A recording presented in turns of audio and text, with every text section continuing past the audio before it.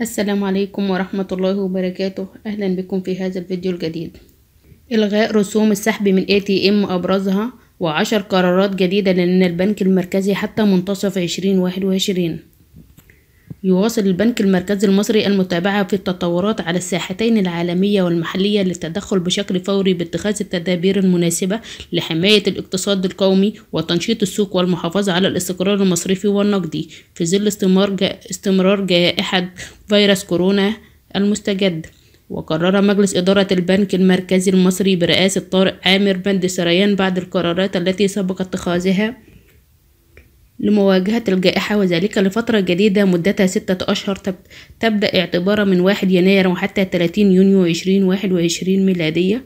يأتي ذلك القرار في إطار تنفيذ استراتيجية المجلس القومي للمدفوعات برئاسة الرئيس عبد الفتاح السيسي، واستمرارا لجهود البنك المركزي المصري الاستباقية في مواجهة تداعيات جائحة كورونا، وفي إطار حرصه على تنشيط وحماية الاقتصاد القومي والحفاظ على مكتسبات الإصلاح الاقتصادي واستقرار القطاع المصرفي.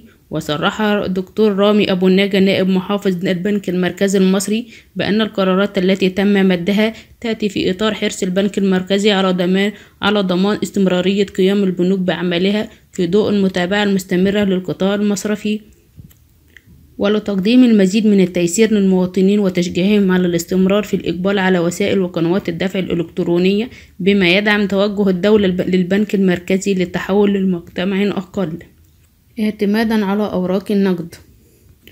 وكانت أهم القرارات التي قررها البنك المركزي المصري إعفاء العملاء من كافة المصروفات والعمولات الخاصة بخدمات التحويلات البنكية بالجنيه المصري، ثانيا إصدار المحافظ الإلكترونية مجانا، وإلغاء كافة العمولات والرسوم الخاصة بعمليات التحويل بين حساب وآخر، إلغاء كافة العمولات والرسوم الخاصة بعمليات التحويل من أي حساب هاتف محمول أو حساب مصرفي، وإصدار البطاقات المدفوعة مقدما للمواطنين مجانا. وفي نهاية الفيديو نشكر حضراتكم على حسن الاستماع، ولو عجبك الفيديو اضغط لايك، ولو أول مرة تشوفوا القناة ادعمنا بزر الاشتراك. والسلام عليكم ورحمة الله وبركاته.